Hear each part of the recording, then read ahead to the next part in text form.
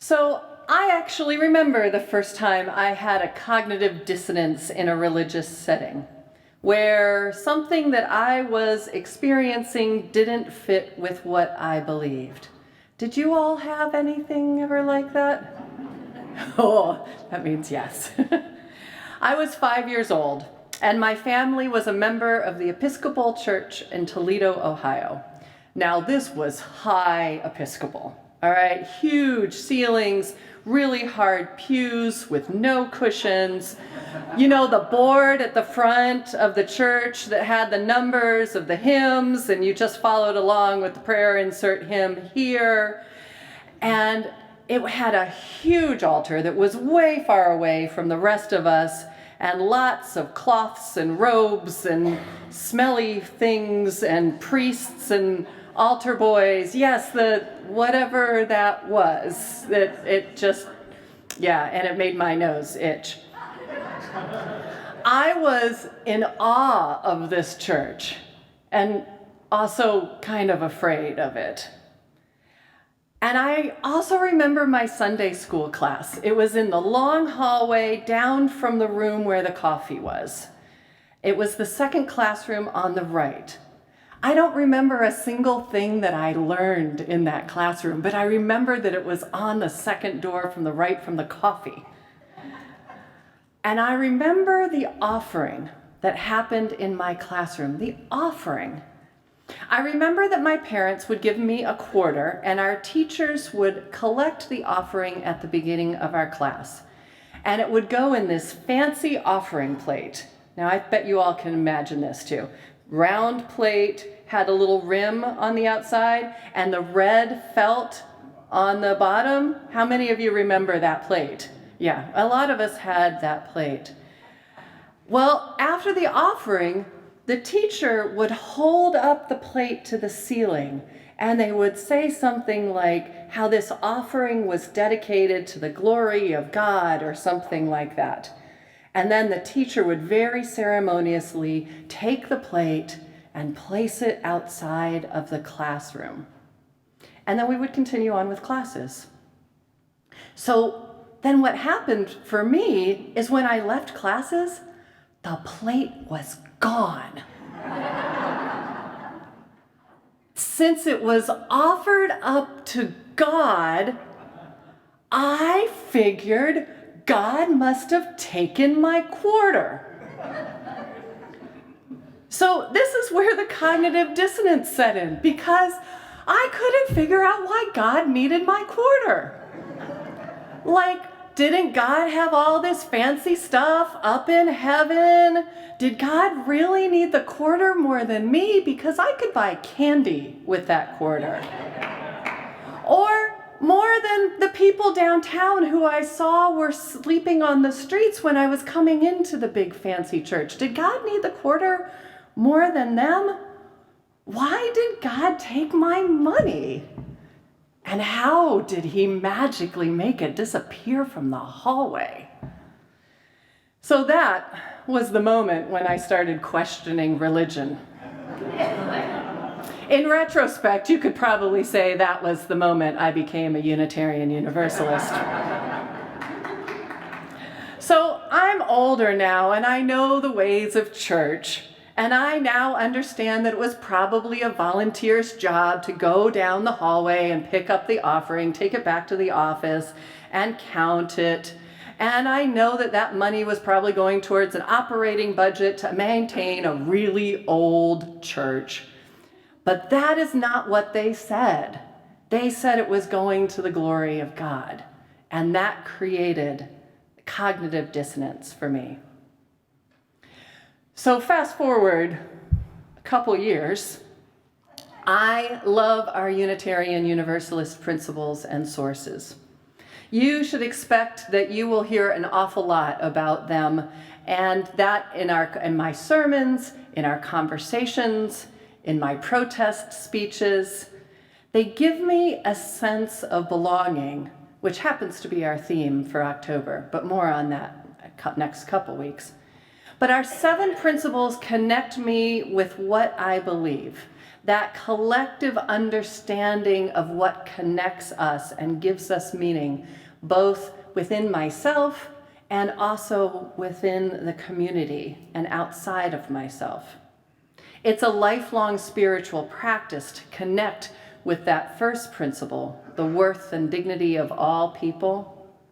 And our fourth principle, the free and responsible search for truth and meaning. Those two are usually how I explain Unitarian Universalism to other people who are wondering what it is. But I also like to explain our 6 sources. For most people, this is where you get the biggest contrast to other religions. We don't have one sacred text that guides us. We don't have just the Bible or the Quran or the Torah.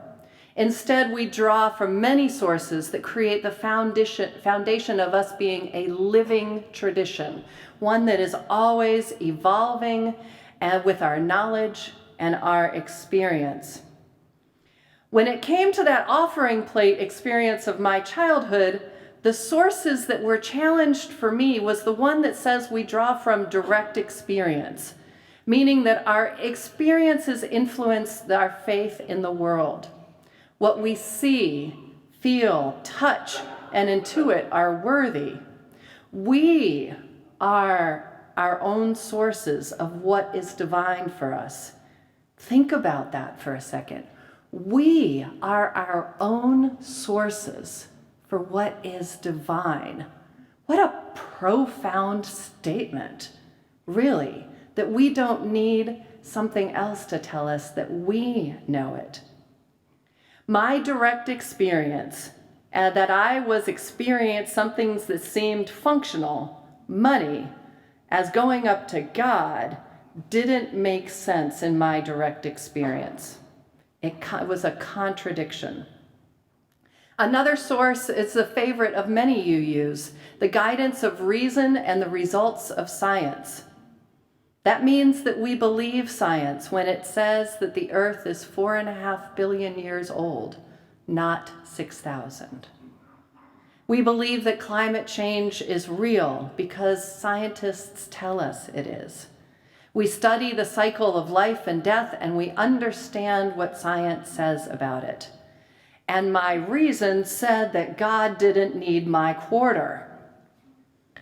I think for many of us, no matter whether we were raised in a different religion, in Unitarian Universalism, or with no religion at all, have our own offering plate moment.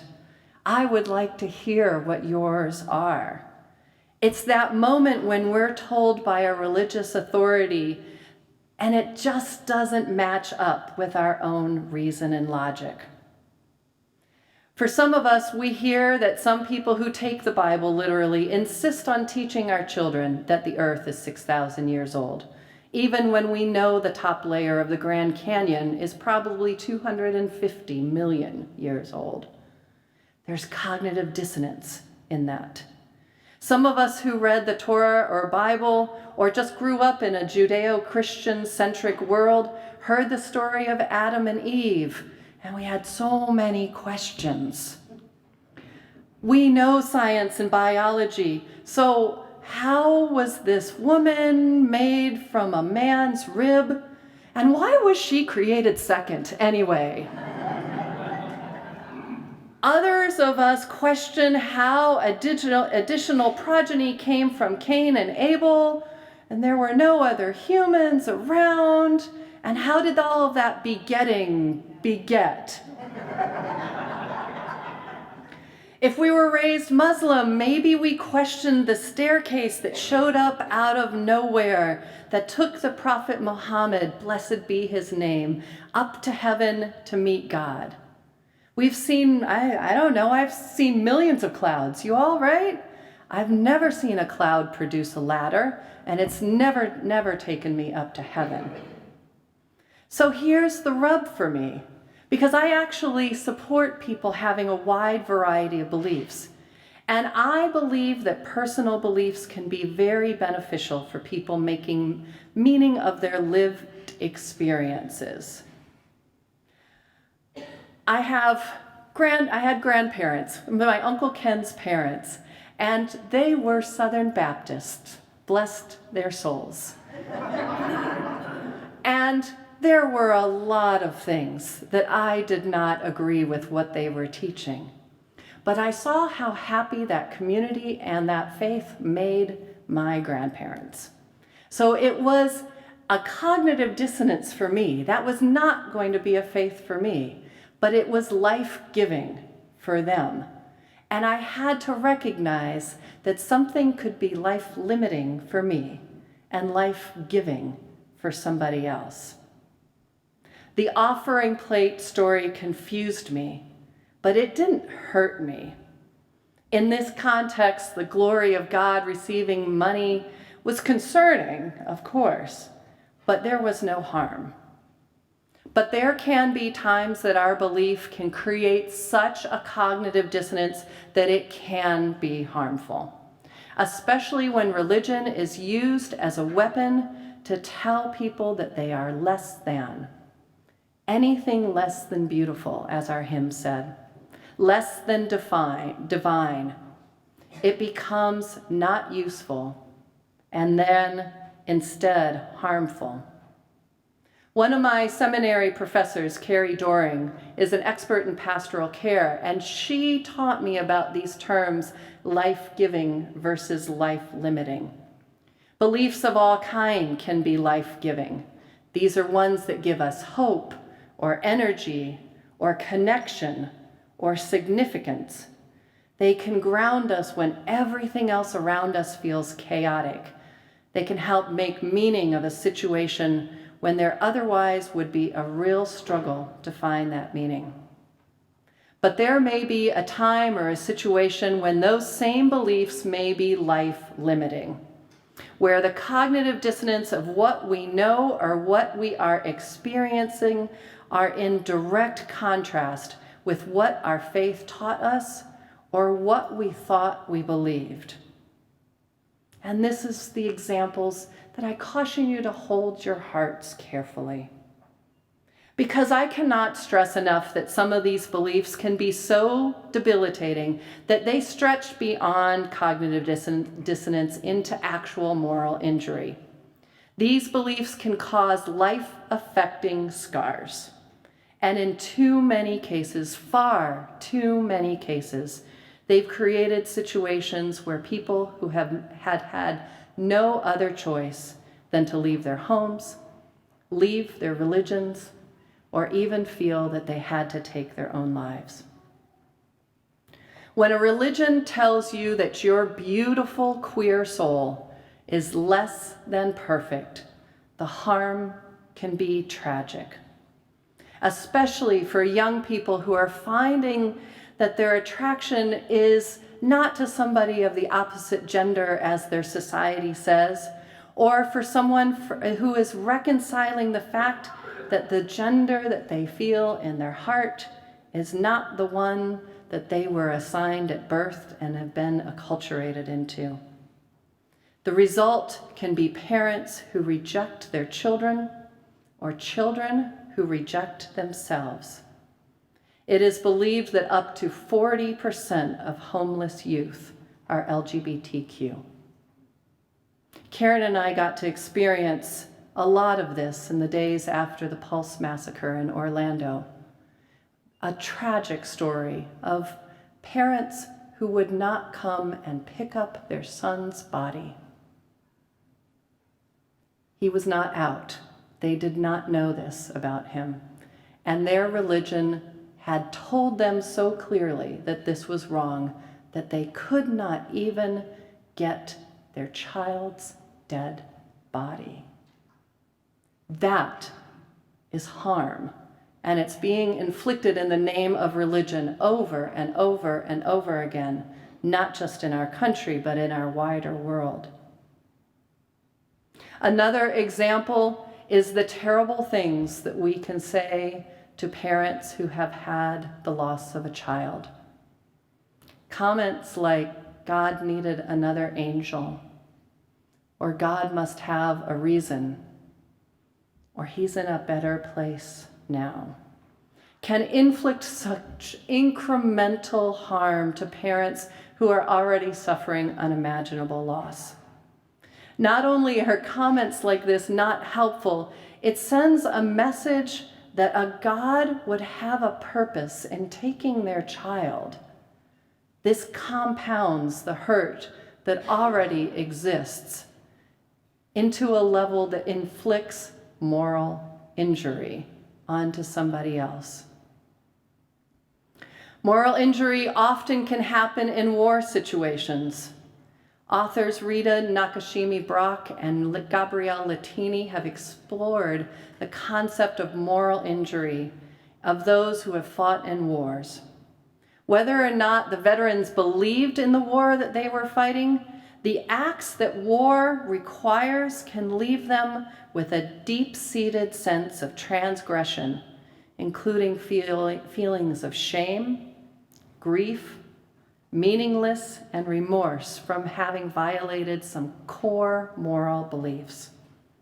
As a tragic result, veterans who only make up 7% of the US population can account for an alarming 20% of all suicides. And the religious implications of the beliefs of who gets to go to heaven, or even worse, who goes to the concept of hell. It can break up families, marriages, and friendships. And for religions where this is the core tenet, what happens to us after we die or in the afterlife, and that's the reason why we have religion, it can have an irreparable impact on the time that we have on this earth in our human bodies. And I would be remiss, and I can't really talk about moral injury without mentioning the abuse that clergy members have inflicted on others. This abuse can come in all kinds of forms. But the damage that a clergy person can inflict on a child, when that child sees them as the moral authority, and then that clergy abuses that power, can be permanently life-altering. That is moral injury of a kind that we can never stop speaking out about. Just this week, a minister colleague of mine in Orlando was arrested on 30 counts of sexual abuse of a child. He was the well-known liberal minister in town. He ran a radio show called Friends in Faith, with he representing the Christian faith and an imam and a rabbi. It was very popular, and he was one of the most outspoken voices after Pulse. This moral voice of conscience obviously hurt a lot of people, and my heart goes out to his victim and his congregation. I can't even imagine the harm. That is moral injury. The moral conundrums that come out of these different kinds of cognitive dissonance moments are difficult. And they can manifest for us personally, but they can also manifest societally. Beliefs like that widespread belief about LGBTQ people, which is luckily one of the fastest growing societal beliefs. It's changing faster than any belief has in the last decade. But it impacts entire societies, not just individuals. And they can show up as causes for discrimination and systemic oppression. Usually these beliefs involve not just one individual, but a community, whether it's a family unit, a couple, an entire town, or an entire culture or society. I look at some of the moral positions on the religious right sometimes, anti-abortion, but also anti-poverty. Marriage is sanctified and monogamy is sacred, but then the lack of open beliefs about our sexuality results in sexual misconduct in so many ways. Go owl. And when I watch some people, what they believe and how it matches with how they live, I call it theological gymnastics. Like, how do you make all that work? Like, how many twists and turns do you have to make to have this belief fit with these actions? What kind of gymnastics do you have to do? So I am so grateful for a faith that encourages me to challenge my beliefs and to make my actions in the world congruent with my beliefs. Where I see cognitive dissonance, it is up to me to start thinking, what's not right there? What do I need to reconcile? And that gives me hope, because I know that we don't need to be oppressed by life-limiting beliefs. We can wrestle with these beliefs, and we can replace the life-limiting beliefs with those that are life-giving. We can turn our theological gymnastics into moral yoga. Yes. But we usually can't do this alone. We need some good friends. We need a good minister or chaplain. We need good community classes where we can discuss this, or a good therapist. And sometimes we need all of them. And this is where Unitarian Universalism comes in. I can't tell you how many people I've spoken to who have come to Unitarian Universalism because of a specific example of this life-limiting or moral-injuring faith. And I know plenty of people who will never step foot inside anything that remotely looks like a church, a synagogue, a mosque, or a house of worship because that moral wound is still open and festering. And I know so many people who have walked into Unitarian Universalist congregations and cried because they didn't know that something like this existed. My dear ones, I do not understate it when I say our faith is life-saving. It provides alternatives to those raised with beliefs that can create cognitive dissonance at best and moral injury at worst. It tells us that our own experience is a sacred source, and that science and what is true of the natural world is a valid source in itself. It gives us a framework to question the beliefs that for some families are absolutely unmovable, and it allows us to shape them into ways that have meaning and are life-giving. It is not easy work, healing the wounds of moral injury, and it can rarely be done without community. But it creates a container for us to explore life-sustaining ways of looking at the world. And sometimes it is work. When we are in a faith tradition that tells us that it is our responsibility to find our own truth and meaning in the world, that means we need to responsibly find it. This is not the denomination where we're just going to hand you a simple creed and a book and send you on your way. No, this is a faith where we work with each other to determine what has meaning for ourselves, where we draw from each other's stories to help enlighten our own, and where the actions of our lives give each other examples for how we can live responsibly in the world. We are always growing and working and challenging. The act of turning our life-limiting beliefs into life-giving ones is a lifelong journey for many people, but not all. So for those of you for whom this is not your story, I give thanks, and I hope that you recognize that for many, this struggle is an ongoing and is built into the systems into which we all live. For those of you who have gone through the work to turn your life-limiting beliefs into life-giving ones, I salute you, and I hold your memories gently in my heart. And for those of you who are still struggling with that work, I hold you in so much light. And I remind you that you don't have to do this work alone. I am here for you. Others in this community are here for you. In our life-giving tradition, our living, evolving faith, may we hold each other, challenge each other, and give life to each other. So might it be in this congregation and everywhere.